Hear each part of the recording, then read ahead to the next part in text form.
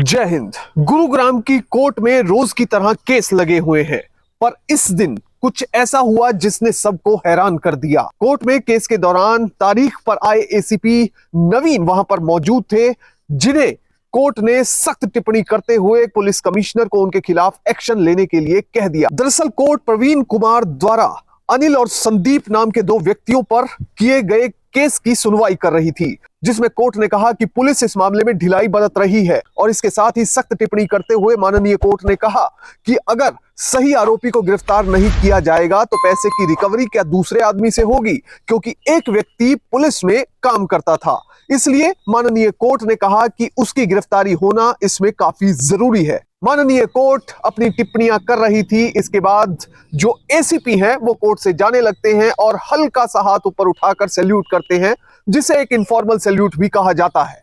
इसके बाद माननीय जज ने इस बात को देखा। जज साहब ने जब एसीपी की ओर से ढिलाई भरा एटीट्यूड देखा तो जज साहब ने सख्त टिप्पणी कर दी। उन्होंने कहा कि क्या आपको सैल्यूट करना नहीं सिखाया गया है। एसीपी मजाक में कहते हैं कि उन्हें 3 तरह के सैल्यूट आते हैं, उनमें से एक तरह का सैल्यूट वो कर चुके हैं।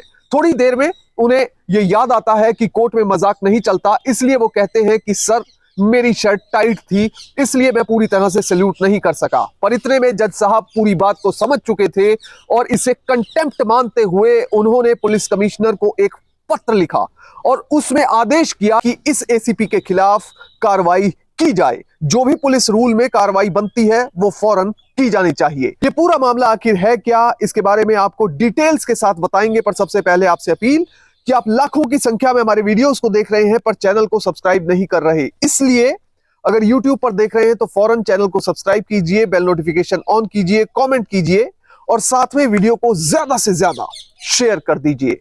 फेसबुक पर देख रहे हैं तो फेसबुक पेज को लाइक कीजिए, कमेंट कीजिए, शेयर कीजिए। मैं जानता हूं कि आप इस वीडियो को आखिर तक देखेंगे क्योंकि ये केस अपने आप में एक दिलचस्प केस है और एक पुलिस ऑफिसर की रिस्पॉन्सिबिलिटीज क्या क्या होती हैं, किस कदर होती है, यह समझने के लिए भी एक बहुत ही रोमांचकारी मामला है। अब बात करते हैं इस केस की। दरअसल दिल्ली के पालम विहार के रहने वाले प्रवीण कुमार अनिल और संदीप नाम के 2 व्यक्तियों से एक प्रॉपर्टी खरीदते हैं। संदीप जो कि हरियाणा पुलिस में कांस्टेबल है, वहीं अनिल जो कि एक फुल टाइम प्रॉपर्टी डीलर है। वो कथित तौर पर यह दावा करते हैं कि वो सीएम कार्यालय में कार्यरत है। अब जब ये बात प्रवीण कुमार को पता चलती है तो वो दोनों को काफी इज्जत की, सम्मान की निगाह से देखता है और उसके बाद जो भी पैसा होता है वो देने के लिए राजी हो जाता है। अब इन 2 पार्टियों के बीच जमीन का सौदा हो जाता है। अब वादा जो है वो दूसरी पार्टी, जो बेचने वाली पार्टी है, यानी कि अनिल और संदीप, इनकी ओर से कथित तौर पर यह वादा किया गया था कि जमीन पर डेवलपमेंट का काम एक स्पेसिफिक टाइम पीरियड में कर दिया जाएगा, यानी कि कुछ समय में कर दिया जाएगा, जो कि नहीं किया गया। इसके बाद प्रवीण ने जब देखा कि जो किया गया वायदा था वो पूरा नहीं हुआ तो प्रवीण ने इन दोनों से संपर्क किया, इन दोनों को कहा, याद दिलाया कि आपने जो वादा किया था उसे पूरा करने का समय है। पर उसकी इस रिक्वेस्ट पर कोई ध्यान नहीं दिया गया, जिसके बाद प्रवीण ने अनिल और संदीप को कथित तौर पर कहा कि आप मेरे 25 लाख रुपए लौटा दीजिए। 25 लाख रुपए लौटाने की जब बात आई तो दोनों ना नुकर करने लगे। इसके बाद जब बार बार दोनों को मैसेज दिया गया तब भी दोनों ने कोई रिस्पॉन्स नहीं दिया। इसके बाद तंग परेशान होकर प्रवीण पुलिस के पास पहुंचता है। फरवरी 2023 में प्रवीण पुलिस में एक शिकायत दर्ज करवाता है और पुलिस मामले की शुरुआती जांच करती है, जिसे प्राइमा फेसाई एक प्रीलिमिनरी इंक्वायरी कह देते हैं, वो की जाती है और कुल मिलाकर एक मामला रजिस्टर किया जाता है आईपीसी की धारा 406, 420, 506 और 120 बी के तहत। इसके साथ ही प्रिवेंशन ऑफ करप्शन एक्ट के तहत भी मामला दर्ज होता है। प्रिवेंशन ऑफ करप्शन एक्ट की धारा 7, धारा 8 और 13 बी भी लगाई जाती है। अब आप ये सोच रहे होंगे कि प्रिवेंशन ऑफ करप्शन एक्ट की धाराएं अक्सर सरकारी मुलाजिमों के लिए लगाई जाती हैं, तो यहां पर जो पुलिस ने अपनी प्रीलिमिनरी इंक्वायरी की थी उसमें पता चला था कि इन दोनों में से एक शख्स संदीप, वो हरियाणा पुलिस में कांस्टेबल है, इसलिए अपनी नौकरी की आड़ में किसी व्यक्ति से गैर कानूनी तौर पर पैसा लेने के लिए यह धारा लगा दी गई। अब कोर्ट में धीरे धीरे यह मामला चला गया और एसीपी नवीन शर्मा को आने वाली तारीख पर कोर्ट में पेश होना था। तारीख वाले दिन एसीपी कोर्ट में पहुंचे क्योंकि वो खुद इस केस के इन्वेस्टिगेटिंग ऑफिसर थे और उसके बाद कोर्ट में एक आम केस की तरह सुनवाई शुरू हो गई क्योंकि प्रिवेंशन ऑफ करप्शन एक्ट और इस तरह की धाराओं के केस अक्सर कोर्ट में बहुत ज्यादा लगे रहते हैं। तो एक रूटीन मामले की तरह इस केस की सुनवाई कोर्ट में शुरू हो गई। माननीय कोर्ट ने काफी सख्त टिप्पणियां इस केस को लेकर पुलिस के ऊपर की। माननीय कोर्ट ने कहा कि इस मामले में आरोप काफी गंभीर है, पर इन्वेस्टिगेटिंग एजेंसी यानी पुलिस काफी धीमी रफ्तार से काम कर रही है। अगर कांस्टेबल संदीप को अरेस्ट करने की जरूरत नहीं थी, जिसे इन्वेस्टिगेशन ज्वाइन करने के बाद ही छोड़ दिया गया, तो क्या अनिल से कोई रिकवरी हो सकती थी? क्योंकि अनिल को तो कोई पैसा दिया ही नहीं गया। माननीय कोर्ट ने कहा कि इन्वेस्टिगेशन को यानी जांच को बिना किसी पक्षपात के किया जाना चाहिए।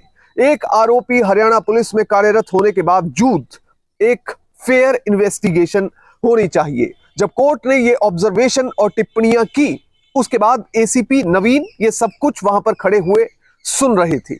माननीय कोर्ट का मानना था कि इस मामले में दो आरोपी हैं, एक पुलिस में कार्यरत है जबकि दूसरा एक सिविलियन है जो कि प्रॉपर्टी डीलर का काम करता है। इसलिए अगर पैसे पुलिस में काम करने वाले उस व्यक्ति को दिए गए तो उस व्यक्ति को गिरफ्तार किया जाना चाहिए था, जो कि पुलिस की ओर से नहीं किया गया। इसलिए माननीय कोर्ट ने इस मामले में सख्त टिप्पणी की। पुलिस की ओर से इस मामले में अनिल की 5 दिन की रिमांड मांगी गई, जिसमें कोर्ट संतुष्ट नहीं हुआ और सिर्फ 1 दिन का रिमांड दिया और इसके साथ ही सख्त टिप्पणियां कर दी। अब जैसे ही 1 दिन का पुलिस रिमांड मिला, उसके बाद मामला यहीं खत्म नहीं हुआ। माननीय कोर्ट ने इस बात को हाईलाइट किया कि इस केस के इन्वेस्टिगेटिंग ऑफिसर एसीपी नवीन शर्मा ने माननीय कोर्ट को सही तरीके से सैल्यूट नहीं किया है। सिर्फ 2 उंगलियों से सैल्यूट कर दिया गया, 2 उंगलियां माथे तक ले जाई गई और एक सैल्यूट कर दिया गया, जो शायद एक इनफॉर्मल सैल्यूट माना जा सकता है। जब इस बारे में एसीपी से पूछा गया तो उन्होंने मजाकिया लहजे में कहा कि सर, मुझे 3 तरह के सैल्यूट आते हैं। एक सैल्यूट होता है जिसमें हल्का सा कोहनी को ऊपर करना होता है, दूसरा सैल्यूट है जिसमें 1 या 2 उंगलियां भी अगर माथे से लगा दी जाएं तो उसे सैल्यूट माना जाएगा, और तीसरा सैल्यूट होता है जिसे कि प्रॉपर तरीके से ऐसे किया जाता है, वो फुल फ्लेजेड सैल्यूट होता है। 3 तरह के सैल्यूट उनके मुताबिक उन्होंने सीखे हैं। अब जब ये बात कोर्ट में कही जाती है तो इसको काफी गंभीरता से लिया जाता है। अब ये कहने के बाद एसीपी को अचानक से एहसास हुआ कि वो कोर्ट में खड़े हुए हैं, इसलिए रिपोर्टेड फैक्ट्स के मुताबिक उन्होंने अपनी बात को बदलते हुए ये कहा कि सर, मेरी कमीज टाइट थी इसलिए मैं आपको अच्छे से सैल्यूट नहीं कर सका। बस इसके बाद माननीय कोर्ट ने सख्त टिप्पणी करते हुए ये कहा कि एसीपी को कोर्ट में घुसते हुए सैल्यूट करना चाहिए था। इसके साथ ही सिर्फ सैल्यूट ही नहीं करना चाहिए, बल्कि वो सैल्यूट अदब भरा हो और फुल फ्लेजेड सही तरीके से किया गया हो, यह भी इंश्योर किया जाना चाहिए। कोर्ट ने इस बात पर अपनी चिंता जाहिर की और साथ में गुरुग्राम के पुलिस कमिश्नर को एक लेटर लिख डाला, जिसमें कहा गया कि इस अधिकारी के खिलाफ सख्त कार्रवाई की जाए। हरियाणा पुलिस पर पंजाब पुलिस रूल लागू होता है, इसलिए उसके वॉल्यूम 2 के चैप्टर 14 के रूल 14 सब रूल 2B का हवाला दिया गया और कहा गया कि अगर कोई भी अधिकारी, चाहे वो किसी भी रैंक का हो, अगर वो किसी भी कोर्ट में जा रहा है तो उसे वहां पूरी यूनिफॉर्म में जाना चाहिए और इसके साथ ही अदब से सही तरीके से सैल्यूट करना चाहिए, और अगर इस रूल का पालन नहीं किया गया तो इसे कोर्ट का अपमान माना जाएगा। यह कहते हुए जज साहब ने सीधा कमिश्नर पुलिस को लेटर लिख दिया, जिसके बाद इस एसीपी के लिए परेशानियां खड़ी हो गईं। ऐसा नहीं है कि किसी पुलिस अफसर के साथ कोर्ट में यह कोई पहला मामला हुआ है। इससे पहले भी अलग अलग कोर्ट्स में कई पुलिस अधिकारियों के साथ ऐसा हो चुका है। हालांकि वहां पर माफी मांगकर किसी तरह से वो पुलिस अधिकारी बच गए, मगर यहां पर जज साहब ने काफी सख्त एक्शन लिया और इसे कोर्ट का अपमान भी माना। फिलहाल हम उन धाराओं की बात करते हैं जिन धाराओं के तहत मुकदमा दर्ज किया गया था और जिस मुकदमे के लिए एसीपी साहब कोर्ट में गए थे। पहली धारा है आईपीसी की धारा 406, जिसमें आपराधिक विश्वास भंग करने की सजा दी जाती है, यानी कि ब्रीच ऑफ ट्रस्ट की सजा दी जाती है। दोषी पाए जाने पर 3 साल की सजा हो सकती है या जुर्माना हो सकता है, या फिर 3 साल की सजा और जुर्माना दोनों हो सकते हैं। दूसरी धारा है आईपीसी की धारा 420, जो कि फर्जीवाड़े के लिए दी जाती है। इस धारा में 7 साल तक की सजा हो सकती है और इसके साथ ही जुर्माना भी होता है। तीसरी धारा है आईपीसी की धारा 506, जिसके तहत आपराधिक धमकी के लिए सजा दी जाती है, जिसके तहत 7 साल तक की सजा हो सकती है या जुर्माना हो सकता है या फिर दोनों हो सकते हैं। अगली धारा है आईपीसी की धारा 120 बी, जिसके तहत आपराधिक साजिश की सजा दी जाती है। इसमें 6 महीने से ज्यादा की सजा हो सकती है या फिर जुर्माना हो सकता है या फिर दोनों हो सकते हैं। और अगली धाराएं हैं वो प्रिवेंशन ऑफ करप्शन एक्ट से रिलेटेड है, सेक्शन 7, जो कि पब्लिक सर्वेंट को रिश्वत देने से संबंधित अपराध के लिए सजा दी जाती है। इसमें 7 साल तक की सजा हो सकती है और साथ में जुर्माना भी होता है। ऐसे ही section 8 prevention of corruption act और section 13 B prevention of corruption act लगाया गया है। कुल मिलाकर जो प्रिवेंशन ऑफ करप्शन एक्ट है वो ज्यादातर पब्लिक सर्वेंट्स के लिए लगाया जाता है। पीओसीए का मामला इसलिए बनता है क्योंकि एक आरोपी पुलिस में कांस्टेबल है और उसने पुलिस में रहते हुए अपनी यूनिफॉर्म का गलत इस्तेमाल करते हुए कथित तौर पर यह पैसा लिया था, जो कि गलत था। इस पूरे मामले से सीख यह मिलती है कि जब भी कोर्ट में जाएं, चाहे आप किसी भी पद पर बैठे हो, डीजीपी हो, इंस्पेक्टर हो, आईजी हो, कांस्टेबल हो, तो आपको माननीय कोर्ट को सम्मान की नजर से देखना पड़ेगा। देखिए, जो जज होते हैं उन्हें माय लॉर्ड किस लिए कहा जाता है? क्योंकि उनका पद किसी भी व्यक्ति से बहुत ऊपर है। चाहे आपका कोई भी पद हो, वो एक जज से छोटा ही होगा। इसलिए जज को हमेशा सम्मान की दृष्टि से देखें। जय हिंद।